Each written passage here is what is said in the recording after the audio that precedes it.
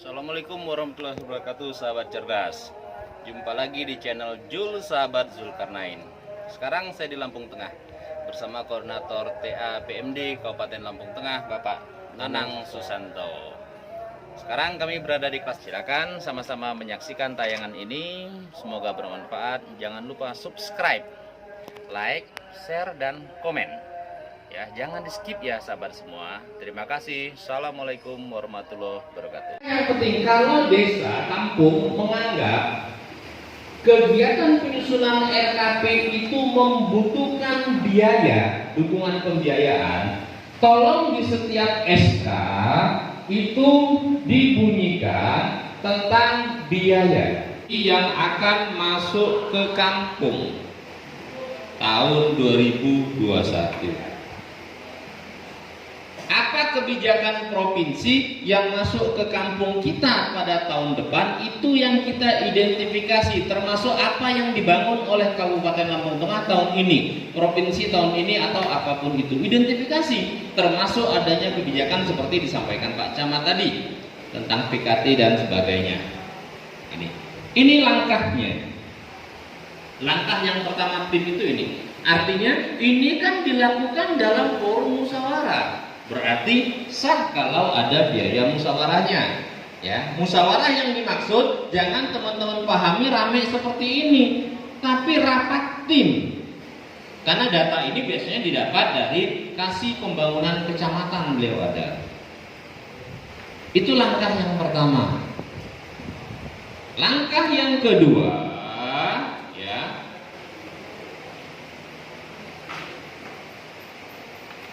Langkah yang kedua, ya, pada konteks penyusunan tim ini adalah kegiatan melakukan kaji ulang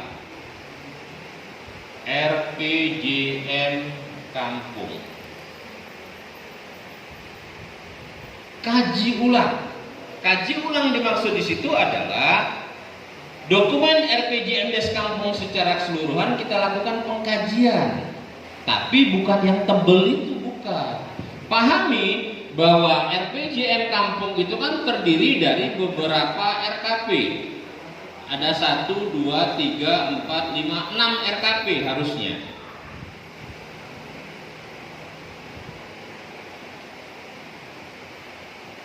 Tuh 26.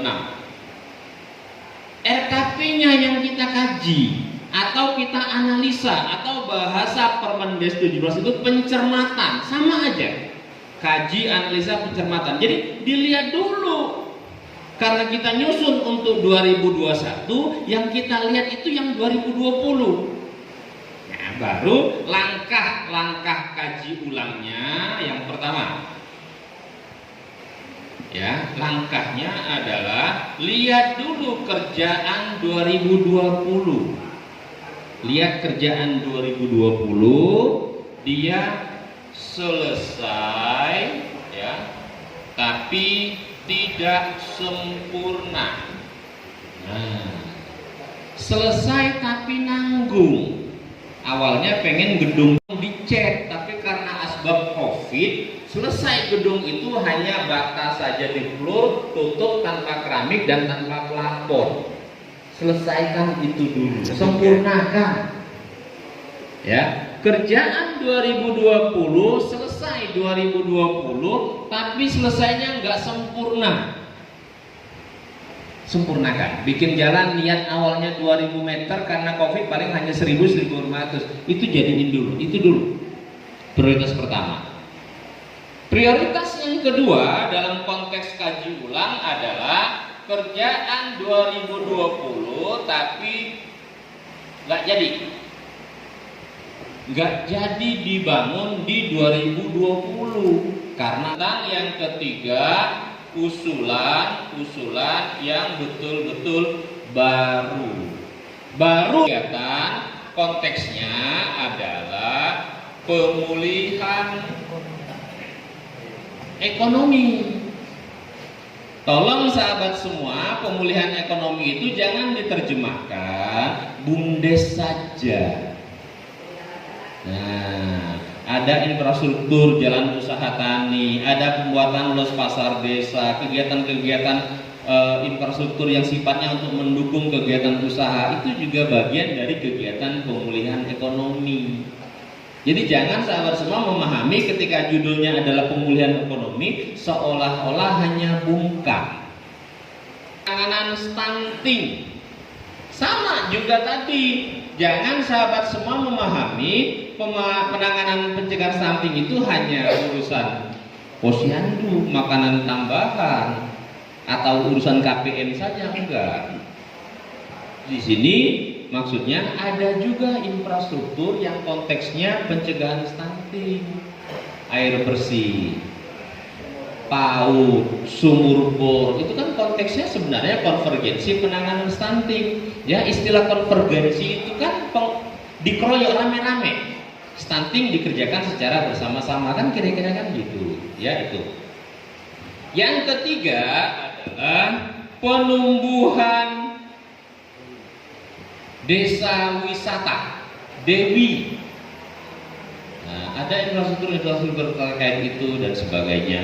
Yang keempat adalah pengembangan DEDI, desa digital. Nah, desa digital harus teman-teman mulai dari bagaimana coverage jaringan internet di desa itu. Kalau sudah aman, baru bicara tentang bagaimana caranya di area balai desa ada tentang wifi gratis atau area-area pusat-pusat kuliner itu daya tariknya sana. Jadi itu. Kemudian setelah jaringan internet beres, wifi gratis, berikutnya tolong lihat server desa, server kampung. Baru di tahap akhir kita bicara tentang aplikasi administrasi kampung. Nah, jadi jangan ngomongin aplikasi dulu kalau di sekitar desanya belum wifi gratis, di sekitar balai desa. Jangan ngomongin dulu tentang aplikasi kalau ternyata servernya juga masih belum memadai. Server itu plus operator. Ini nantinya didesain menuju desa pintar, smart village. Nah, jadi jangan ngomongin smart village. Untuk itu, sahabat semua harus paham dulu apa itu padat karya tunai. Tadi Pak Camat sudah buka. Padat karya tunai itu kan penumbuhan daya beli.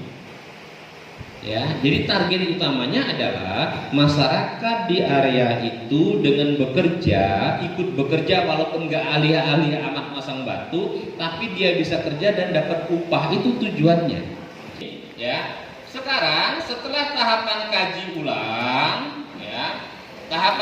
ulang, berikutnya adalah rapat tim penyusun.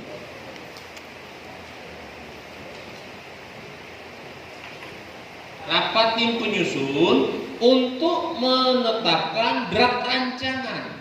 Artinya ini juga rapat yang dilakukan dalam skala kampung, bukan dusun. Jadi setelah ini proses kaji ulang, masukkan dalam format-format RKP tahapan ketiga, rapat tim penyusun. Untuk apa rapat itu? Untuk menentukan draft rancangan.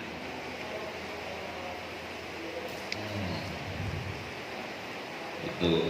Yang keempat, untuk merubah, kalau tadi di sini dari draft rancangan ini menjadi rancangan.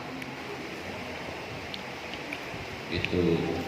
Ya. Kemudian yang kelima, tetap berikutnya adalah rapat tim dengan BPK.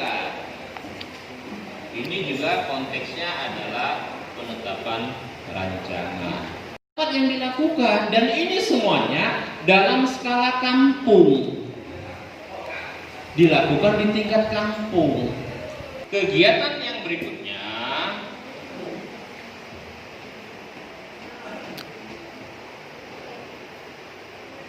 musren bangkam. Untuk apa? Penetapan.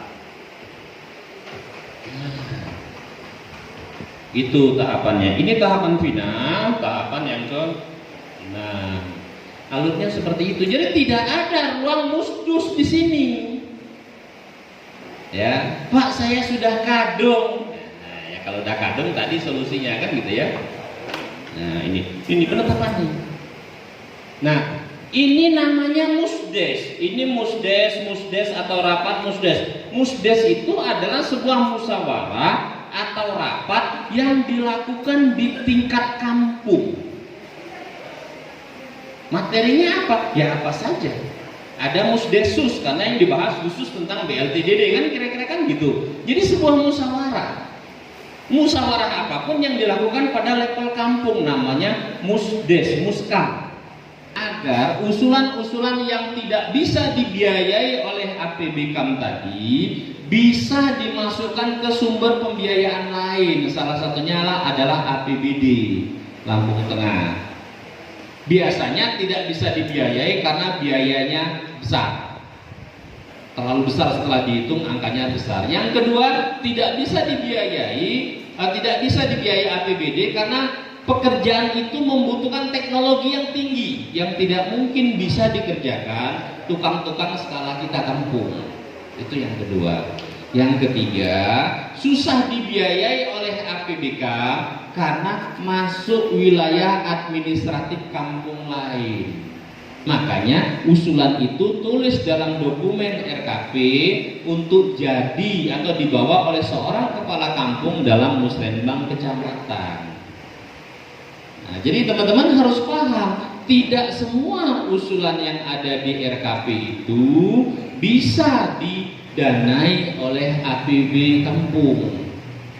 Nah, itu ya, jangan kemudian seolah menjadi sama, syukur kalau bisa, tapi kalau tidak bisa jangan dipaksakan. Memang ada ruang namanya Permendes 17 itu mengatakan ada ruang namanya DURKP termasuk Permendagri 114.